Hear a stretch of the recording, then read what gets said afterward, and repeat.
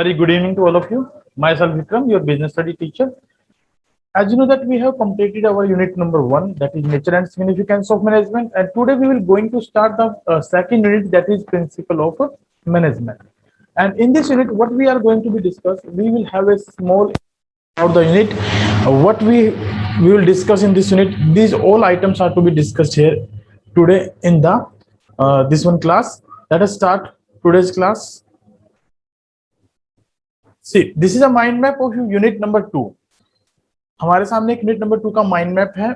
इस mind map के according यदि हम बात करें तो क्या क्या चीजें हम लोग डिस्कस करने वाले हैं, किन किन चीजों के बारे में हम यहाँ डिस्कस करेंगे यूनिट नंबर 2 के अंदर. आइए स्टार्ट करते हैं. यूनिट नंबर 2 में जैसे कि नाम है प्रिंसिपल्स ऑफ मैनेजमेंट, तो प्रिंसिपल्स ऑफ मैनेजमेंट के बारे में हम लोग यहाँ डिस्कस करेंगे. And in this principle of management unit number 2 we will discuss about the nature and feature of principle of management, the significance or the importance of the principle of management, or you can say that need of the principle of management. And there are the principles given by Henry Fayol and F.W. Taylor's principles of management and its techniques, as well as Fayol's principles. We will going to be discuss all about these things. If we will discuss one by one, then in nature or features of principles of management, in this we will discuss about the various points like it is universally applicable, these are the general guidelines formed by practice and experience, flexible, mainly behavioral, cause and effect relationship, contingent. We will discuss about all these features one by one in this unit. And in the importance, we will going to be discuss about the principle of management provides managers with useful insight into reality, optimum utilization of resources, effective administration, scientific management, meeting changing environmental needs, fulfilling social responsibilities, management training, education and research, as a training, education and research. And in the Fayol's principle, we are going to be discuss about a small introduction about the Henry Fayol. Who is Henry Fayol? उनका जन्म कहाँ हुआ, वो basically किस profession से belong करते थे, उन्होंने कितने प्रिंसिपल्स ऑफ मैनेजमेंट दिए, जिसमें हम बात करेंगे तो 14 principles of management given by Henry Fayol के बारे में डिस्कस करेंगे. और इन 14 प्रिंसिपल्स में भी अगर देखें तो पहला प्रिंसिपल हम पढ़ेंगे डिवीजन ऑफ वर्क, दूसरा डिसिप्लिन, तीसरा authority and responsibility, fourth one spirit the course, fifth one order, sixth one unity of command, seventh one stability of personal, next one unity of direction, subordination of individual interest to general interest, remuneration to employees, initiative, equity, centralization and decentralization, and last one that is scalar chain. इन सब principles के बारे में हम यहाँ basically discuss करेंगे. ठीक है, ये सारे प्रिंसिपल्स हम यहाँ डिस्कस करने वाले हैं. और साथ ही साथ हम लोग पढ़ेंगे इस यूनिट में टेलर्स प्रिंसिपल एंड टेक्निक्स. इन टेलर्स प्रिंसिपल टेक्निक्स में हम लोग देखेंगे कि जो टेलर्स की प्रिंसिपल्स हैं, science not rule of thumb, harmony not discord, cooperation not individualism, development of each and every person to his or her greatest efficiency. ये जो 4 प्रिंसिपल्स टेलर ने दिए हैं, इनके बारे में हम डिटेल डिस्कशन करेंगे. एज वेल एज हम टेलर्स टेक्निक्स भी यहाँ स्टडी करेंगे, जिनमें कुछ वर्क स्टडी टेक्निक टेलर ने दी है, जिनमें time study, method study, motion study, fatigue study, इनके बारे में पढ़ेंगे. इनके अलावा और टेक्निक्स जो दी गई हैं एफ.डब्ल्यू. टेलर के द्वारा, that is standardisation and simplification of the work, differential piece wage rate system and functional foremanship. So this is all about the mind map of unit number 2, जिसके बारे में हम यहाँ डिटेल से डिस्कशन करेंगे. You can take a snapshot of this mind map so that will be helpful to understand what is unit and what is all about the unit. Unit के बारे में है क्या, यूनिट में हम पढ़ेंगे क्या. साथ ही साथ हम यहाँ एक और इम्पोर्टेंट पॉइंट भी डिस्कस करेंगे, जिसमें हम बात करेंगे जो प्रिंसिपल्स ऑफ मैनेजमेंट हैं. We will compare this principle of management along with, किसके साथ कंपेयर करेंगे, टेक्निक्स के साथ कंपेयर करेंगे इसको, कि जो टेक्निक्स होती हैं उनमें और प्रिंसिपल्स ऑफ मैनेजमेंट में क्या अंतर है. साथ ही साथ हम लोग इसका कंपैरिजन करेंगे with the principles of science. जो प्रिंसिपल ऑफ साइंस है उनमें और प्रिंसिपल ऑफ मैनेजमेंट में क्या डिफरेंस है, प्रिंसिपल ऑफ साइंस है और प्रिंसिपल ऑफ मैनेजमेंट है, उनमें क्या डिफरेंस है. साथ ही साथ हम इनका कंपैरिजन करेंगे प्रिंसिपल ऑफ मैनेजमेंट का विद द बेसिकली वैल्यूज। इनके साथ डिस्कस करेंगे, इनको वैल्यूज के साथ डिस्कस करेंगे कि वैल्यूज क्या होती हैं और प्रिंसिपल ऑफ मैनेजमेंट क्या है, इनके साथ भी डिस्कशन हमारा रहेगा। सो ये सब हम लोग अपने यूनिट नंबर 2 में डिस्कस करने वाले हैं। आज थोड़ा सा इंट्रोडक्शन साथ में रखते हुए मैं यहाँ ये कहूंगा कि जैसे कि आप लोग देख पा रहे हैं कि हमारे यहाँ बहुत ज्यादा मतलब दिन प्रतिदिन जो है वर्किंग प्रॉब्लम्स जो है ना बढ़ती जा रही हैं। हमारी मैनेजमेंट की डायमेंशंस भी जो वो बहुत मतलब लिमिटेड नहीं है, वाइडर डायमेंशंस है। जैसे कि हमने पढ़ा भी था management having the 3 dimensions like management of people, management of operations, management of work. ये 3 डायमेंशंस में मैनेजमेंट जो है बेसिकली काम करता है। तो ये जो डायमेंशंस है, यहाँ जो मैनेजमेंट है basically of management of people, ये मतलब इतना बड़ा वास्ट हो गया है मैनेजमेंट ऑफ पीपल या वर्क या ऑपरेशन, जिनको कि मैनेज करने के लिए कोई ना कोई प्रॉब्लम्स हमारे सामने आ ही रही है। और उन प्रॉब्लम को हम यहाँ सोल्व कैसे करते हैं, मैनेजर्स उन प्रॉब्लम को सोल्व कैसे करता है, उसके लिए कुछ बेसिक गाइडलाइंस दी गई हैं, बेसिक जर्नल प्रिंसिपल्स डेवलप किए गए हैं, जिनको हम प्रिंसिपल्स ऑफ मैनेजमेंट के नाम से यहाँ जानते हैं। यदि हम बात करें तो ये जो गाइडलाइंस है वो रिक्वायर्ड है, क्यों, किस लिए जरूरत है, ताकि एक मैनेजर अपने काम को इफेक्टिवली एंड एफिशिएंटली परफॉर्म कर सके।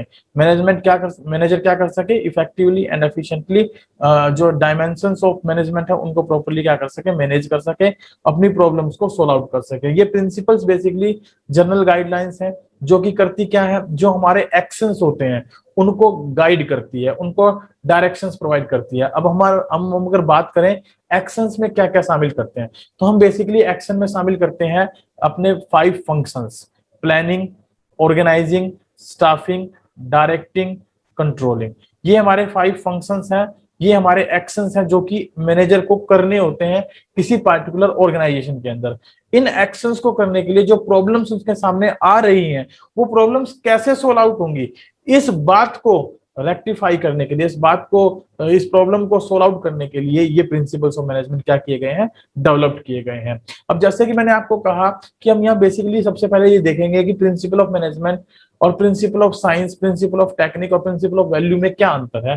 तो हम इनके अंतर के बारे में डिस्कशन करते हैं। सबसे पहली बात, principal of management versus principle of science को स्टडी करेंगे। प्रिंसिपल ऑफ साइंस होते क्या है, देखिए प्रिंसिपल ऑफ मैनेजमेंट में तो हमने सिंपली बात की कि principle of management are basically the broad and general guidelines for decision making and behaviour of the managers. यानी कि ये एक ऐसी जनरल गाइडलाइंस है जो कि क्या करती हैं, जो बिहेवियर ऑफ मैनेजर्स है उसको कंट्रोल करती हैं और साथ ही साथ डिसीजन लेने में भी हमारी मदद करती हैं। लेकिन प्रिंसिपल ऑफ साइंस के बारे में यदि बात करें तो इनके बारे में हम सिंपली ये कहेंगे कि ये ऐसे प्रिंसिपल्स होते हैं जो कि साइंटिफिकली प्रूवन है, यूनिवर्सली एप्लीकेबल है और इन नेचर ये स्टैटिक होते हैं। ध्यान रखिएगा, इन नेचर क्या होते हैं, ये स्टैटिक होते हैं। स्टैटिक का मतलब है दे आर नॉट चेंजेबल, जबकि principle of management are the changeable.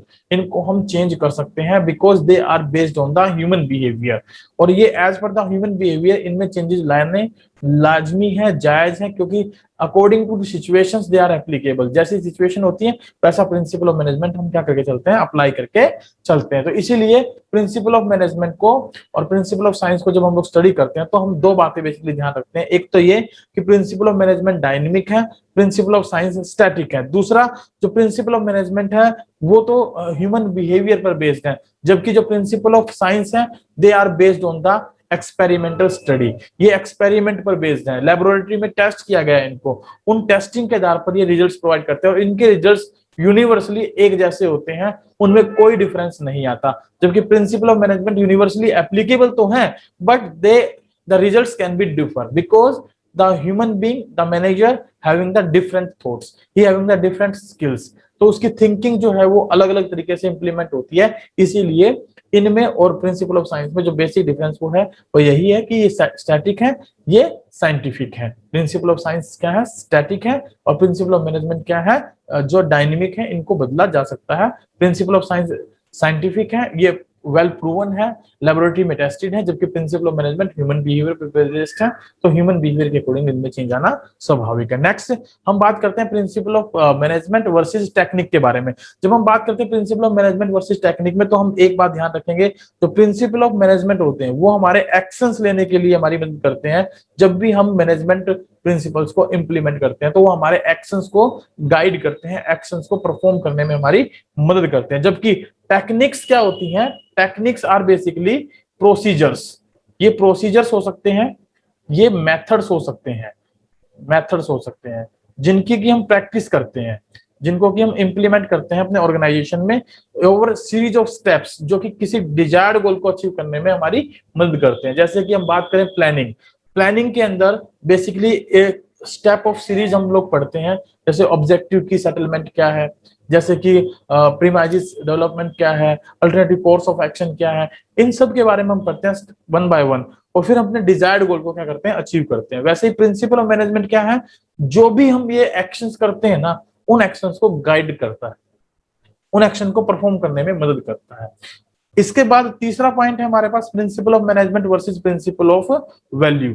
इनमें क्या अंतर है? देखिए, प्रिंसिपल ऑफ मैनेजमेंट तो हमने पढ़ लिया क्या होता है, कि भाई ये जनरल गाइडलाइंस है, ब्रॉड गाइडलाइंस है, जो कि जनरल रूल्स की तरह काम करते हैं। जबकि वैल्यूज क्या है? वैल्यूज का मतलब होता है that can be acceptable, that can be desirable, जिसको कि आप एक्सेप्ट कर सके, जिसको जो कि डिजायरेबल हो। अगर उनको आप उनको एक्सेप्ट कर सकते हो, उनको वो एक्सेप्टेबल है, वो डिजायरेबल है, तो इन दैट कंडीशन वो हमारे मोरल जो कोटेशंस होती है ना, उनको डिफाइन करती हैं वैल्यूज, जो मोरल कोटेशंस होती हैं, जैसे कि ऑनेस्टी, जैसे कि जो हार्ड वर्किंग, ये सब क्या हमारी वैल्यूज हैं। और प्रिंसिपल ऑफ मैनेजमेंट में जैसे कि डिवीजन ऑफ वर्क, जैसे कि अथॉरिटी एंड रिस्पॉन्सिबिलिटी, जैसे कि स्पिरिट द कोर्प्स, जैसे कि ऑर्डर, ये हमारे क्या है? प्रिंसिपल ऑफ मैनेजमेंट है। तो सिचुएशनल बेस्ड है principal of management, situational based है, जबकि वैल्यूज स्ट्रेट फॉरवर्ड है।